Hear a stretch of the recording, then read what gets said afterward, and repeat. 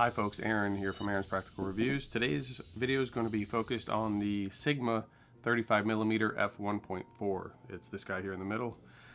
I've got these three Sigma lenses here because I just want to kind of go over a brief history of what I've learned about Sigma lenses. First and foremost, this here is the Sigma 18-35. This was my first Sigma lens. I got this around 2017, 2018, and initially when I got this, it was about $699, and I needed to do a ton of calibration for it to use it in the view, to use the viewfinder for the T7i. That was my first experience with Sigma. However, once I got it completely calibrated, it has since been one of my favorite lenses to go to on a crop sensor. Absolutely amazing image quality that I've found throughout my Sigma. So first experience with the Sigma was it's built great. All of the lenses, all their Art Series lenses are built great.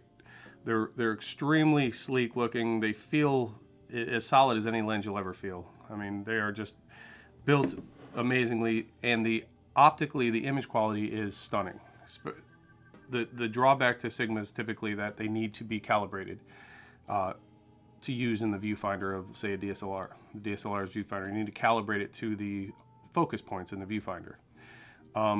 Now, the second lens I got, which is the one I want to focus on today, is the Sigma 35mm f1.4. And I already did a review on this once, but I wanted to do another one because I've had this now for over a year, probably a year and a half, and I found that this lens is actually the lens I think I use more than any other lens, including all my Canon. And it's because I use it right here. I usually film with it right here in my studio. So as you can see here, this is my studio, and I just keep this on the 90D, which I'm filming with right now, and I just leave it here unless I'm using it for photo shoots. Yeah, I love the image quality. I love the bokeh I get from it. I love the fact that I can still separate myself from the background, and you can still see the background some because of the focal length at 35mm. And something I'll get into here on the autofocusing. Initially, I did have some issues with this. I did have to calibrate this. Now, this is my newest Sigma lens. This is the 14-24. I got this last year as well.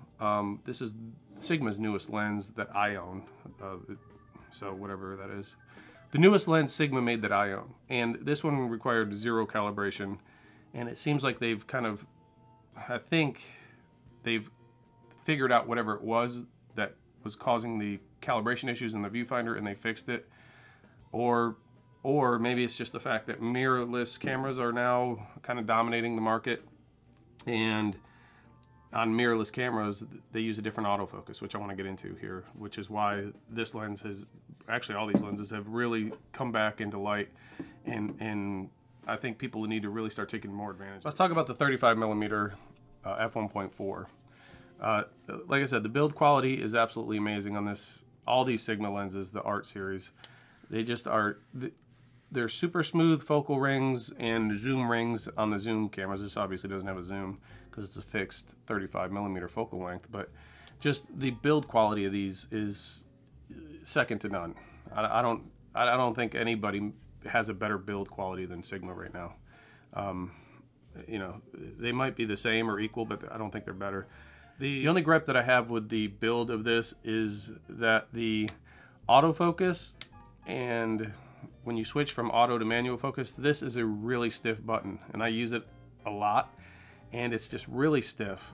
But if I was to have a knock on the build quality of this, it would be that is extremely stiff, and you have to put a lot of effort into it, and that can alter your composition if you've got it on a tripod for a shot. But let's get into the video quality of this. Indoors at f1.4. This is the lens that I use for 90% of my YouTube videos indoors. It's a workhorse for video. It gives that 35mm focal length, which is absolutely perfect in so many situations. I'm gonna throw this on there. So this is my normal filming setup here.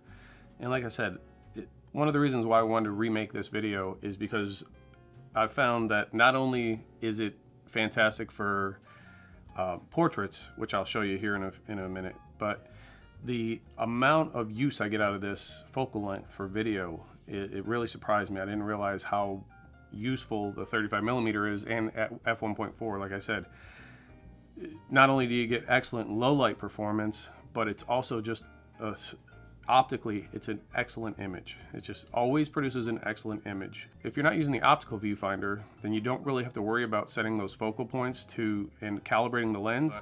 The dual pixel autofocus on all the lenses that I have seems to give me tack sharp images, where occasionally in the optical viewfinder of a DSLR, it sometimes misses focus, especially on the eyes and stuff, and especially at f1.4, where you have a razor thin margin of error. So I just found that with, especially, let's say the R6, for example.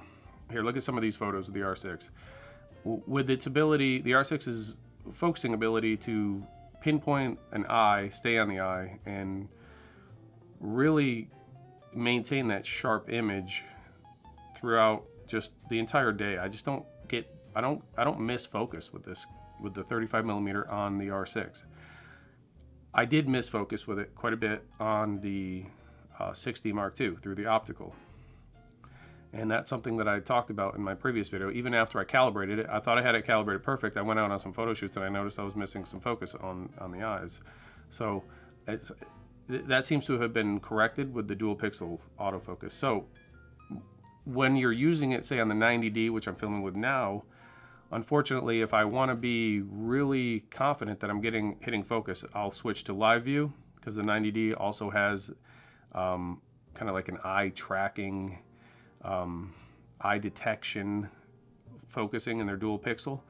So it does give you a much sharper image more consistently using the dual pixel autofocus on the 90D if you're in live view mode. So that's kind of unfortunate, because I struggle with looking at the live view mode as I've gotten older. You know, live view, I need glasses to actually see if it's in focus. If it's, you know, I've got to hold it out here. That's not very useful. So I really prefer to use the viewfinder. But if it comes down to using the viewfinder or making sure I'm getting focus and having to use live view mode and shoot off the back of the back screen, then I'll do that. You know, it's a no-brainer. You do what gets you the results, especially if it's a situation where you're getting paid.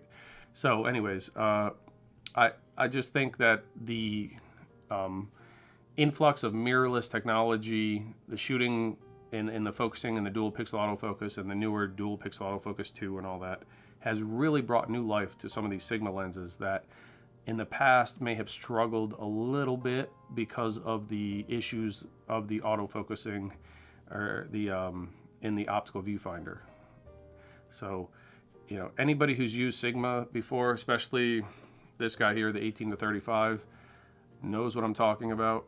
When you get it, you pull it out of the box and you start using it, and you're noticing how out of focus your subjects are. And I think that's in the past now, I think. As we move forward and more mirrorless is out there, which this adapts no problem. The 35mm f1.4 adapts to it with the adapter, and it works beautifully on the R6. So this lens is, like I said, it's my most used lens. It's one of the lenses that I would never get rid of. So, but that's it. Again, I'll link it in the description below. Thank you for watching, and have a fantastic day.